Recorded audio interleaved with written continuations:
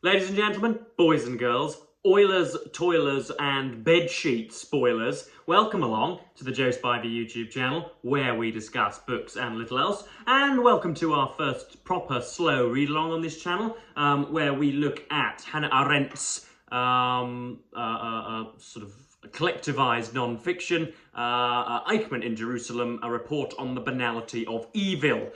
Just a few points before we get going. There's a hell of a lot to read out today, so I'm going to try not to faff in my usual Spivanian way.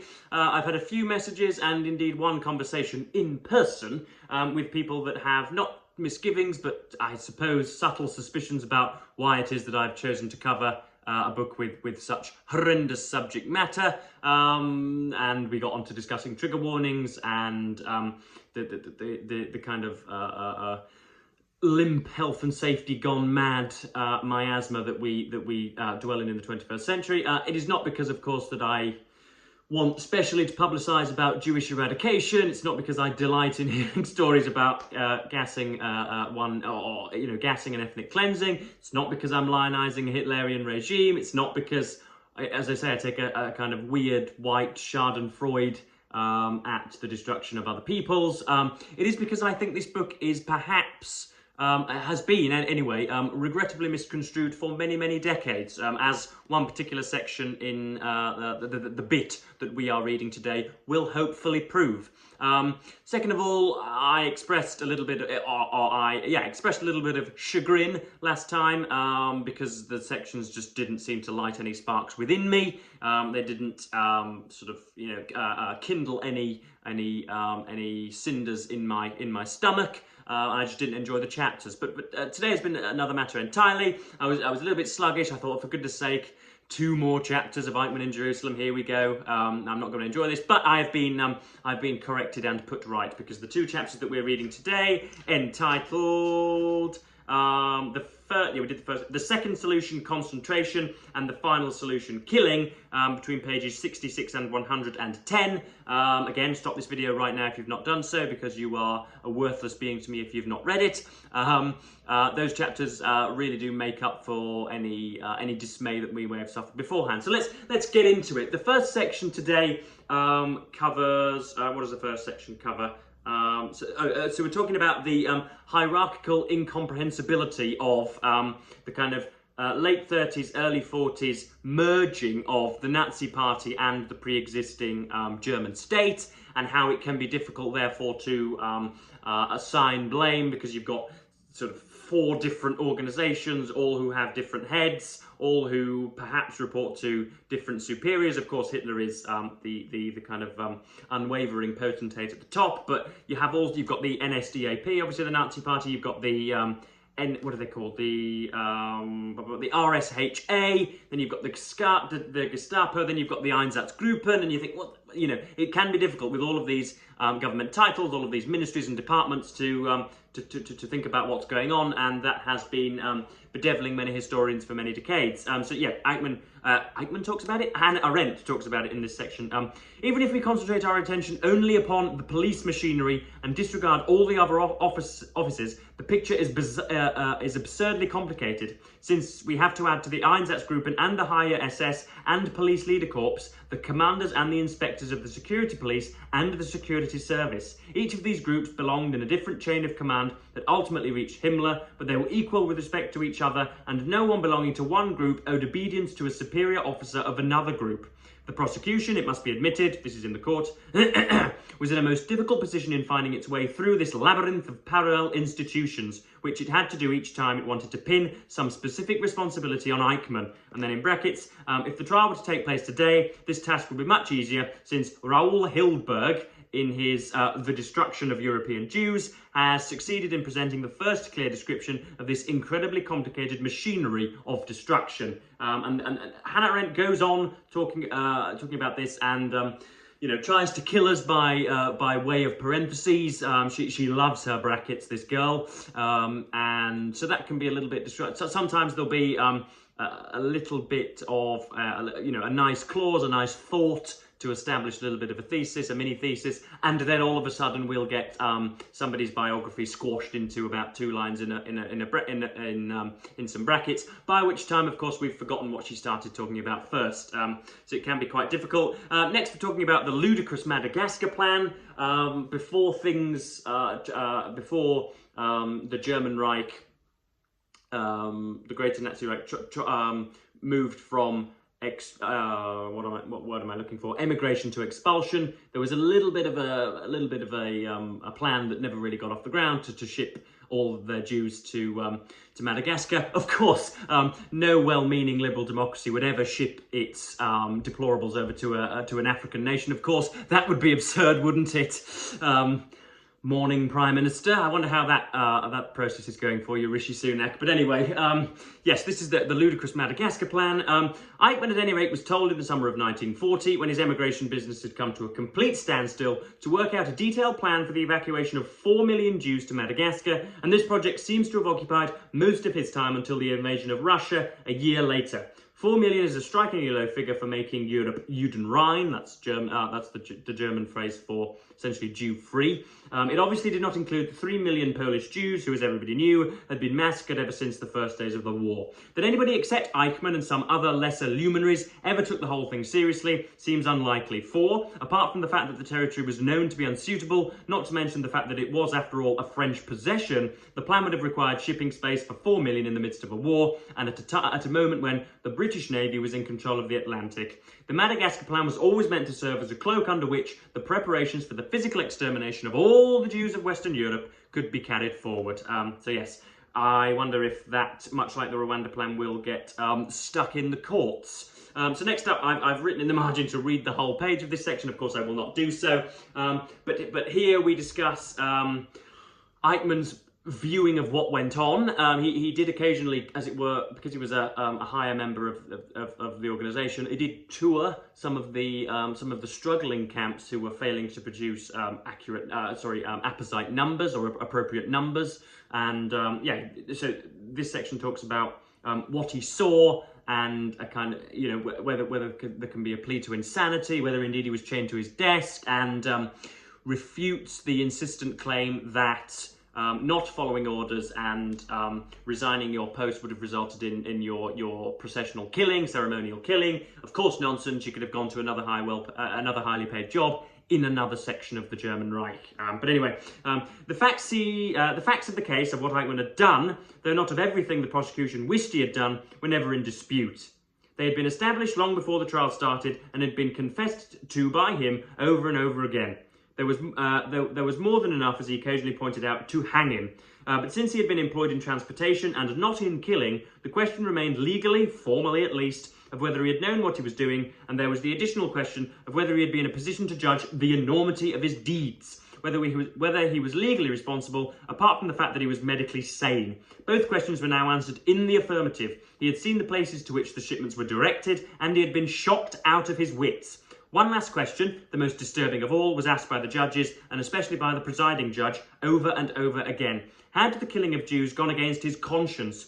But this was a moral question, and the answer to it may not have been legally relevant. And of course, we've touched all the time about David Ben-Gurion, and Dr. Servatius, I think, was the accusing officer in the courts in Jerusalem, who failed who quite ludicrously drew a distinction between moral malevolence and therefore legal wrongdoing. So we've discussed that before. There seems to be a little bit of a penchant in the court for talking about what was illegal and what was morally reprehensible, and separating those things out. Now we're talking about, Arendt goes on a weird tangent about pockets of German resistance and the 1944 plot from surname is going to something like Stauffenberg, when he places the detonatable suitcase right next to Hitler, and then it's moved so that Hitler can view the maps, and then by the time the conspirator walks out, he sees the office blow up and is convinced that everybody within 10 yards is probably dead but isn't sure, and it of course turns out that the plot failed, and I think Hitler was...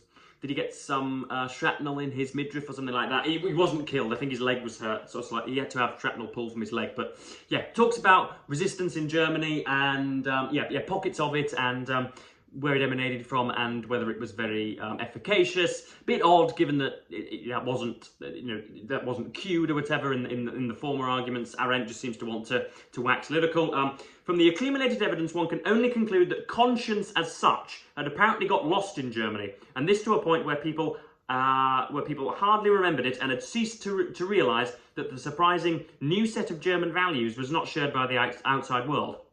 This, to be sure, is not the entire truth, for there were individuals in Germany who, from the very beginning of the regime, and without ever wavering, were opposed to Hitler. No one knows how many there were of them, perhaps 100,000, perhaps many more, perhaps many fewer, for their voices were never heard. They could be found everywhere, in all strata of society, among the simple people, as well as among the educated, casual, supercilious skullduggery there from Miss Arendt, which we could do without.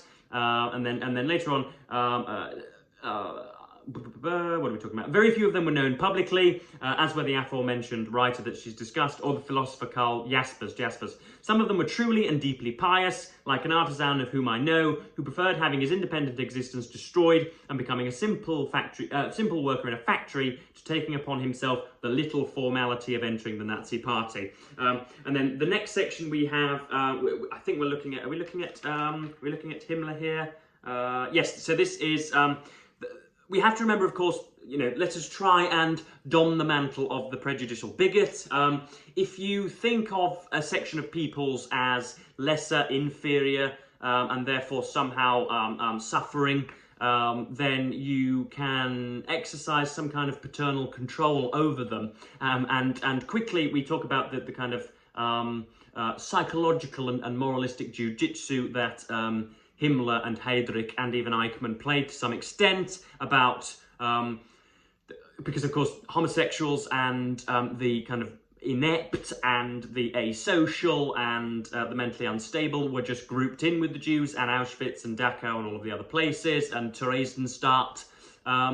And therefore you can remoralize that, you can flip it on its head and say that, well, I'm not so much taking a life as granting a safe and comfortable escape into another world. Of course, it's absolutely abhorrent and kind of defunct and counterintuitive, to say the least. But nonetheless, that was what was practiced. And so, yeah, we talk an awful lot about Himmler, as I say, remoralizing and equating the wiping out of tens of thousands of people to carrying out one's duty. And they're talking about how this is a really, really arduous and a grim and grisly part of history, but nonetheless will be something for which we are congratulated in decades to come.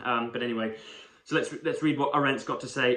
What stuck in the minds of these men who had become murderers was simply the notion of being involved in something historic, grandiose, unique, a great task that occurs once in 2,000 years, which must therefore be difficult to bear. This was important because the murderers were not sadists or killers by nature. On the contrary, a systematic effort was made to weed out all those who derived physical pleasure from what they did. The troops of the Einsatzgruppen had been drafted from the armed SS, a military unit with hardly more crimes in its record than any ordinary unit of the German army, and their commanders had been chosen by Heydrich from the SS elite with academic degrees. Hence the problem was how to overcome not so much their conscience as the animal pity by which all normal men are affected in the presence of physical suffering.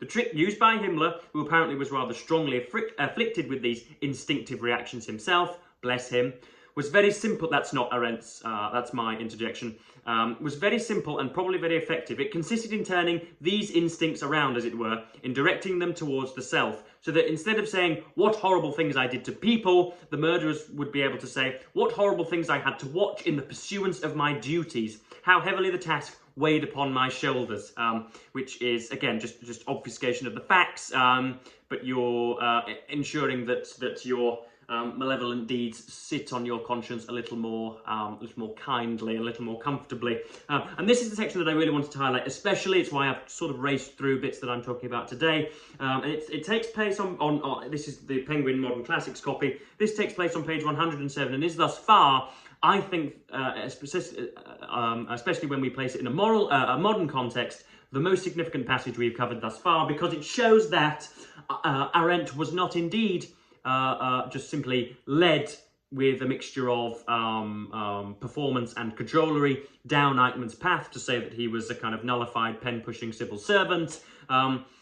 for which Arendt has been continually historically prosecuted and academically maligned. This section shows that not only was she not led down that path, she was able to point out the people who were led down that path and who therefore viewed Eichmann with a kind of shameful indifference. So this is a very, very important section indeed.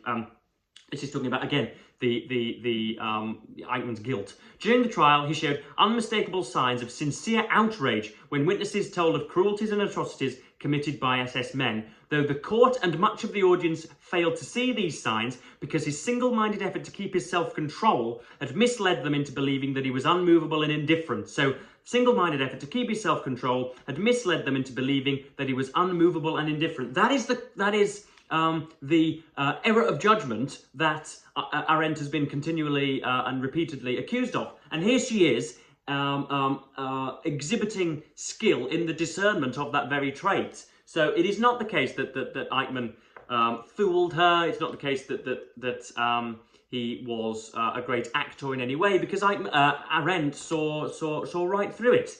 So that's not something for which we should be punishing her at all. And it was not the accusation of having sent millions of people to their death that ever caused him real agitation, but only the accusation, dismissed by the court, of one witness that he had once beaten a Jewish boy to death, i.e. He thinks he should only feel guilty for, or at least he thinks he should only be tried for kind of physical barbarism rather than kind of cold and calculating death sentence ordering. So yes, we've gone up to page 110 of Arendt's Eichmann in Jerusalem. I think we're approximately halfway through, and it really does get good from now on. We've got the Wannsee Conference, in which the final solution to the Jewish problem of Europe is formalised by Hitler and Heydrich and Himmler, and through a clever bit of departmental opacity, Hitler is at least there is an attempt to make Hitler seem innocent. And I'm forgetting the British historian who fell for that hook, line and sinker. His name is going to come to me, but I can't quite remember it. But yes, what are we thinking, guys? I've been thoroughly revived as a result of this, even though we've been reading the most deathly matter. I think Arendt's points and just her control and concentration on different aspects here have been a little bit more enjoyable and meritable, and a little bit more pertinent to the content, or to the context rather, in these chapters. So yes, if you're hanging on by your fingernails, then thank you for doing so, folks. Thank you for having sufficient maturity so as to overlook some of the kind of the weird espionage of the wokerati that try and say that you cannot, you must attach trigger warnings to everything, and you cannot countenance any sort of disagreeable content in the 21st century. That will, I don't know, that will take us to destructive ends. But yes, I'm going to cap this video here, and yes, thank you ever so much for reading along with me, folks, and thank you ever so much for watching. Thank you so much for commenting, because I know that you're going to, and I'm going to say thank you ever so much for watching once again, BookTube, and say goodbye.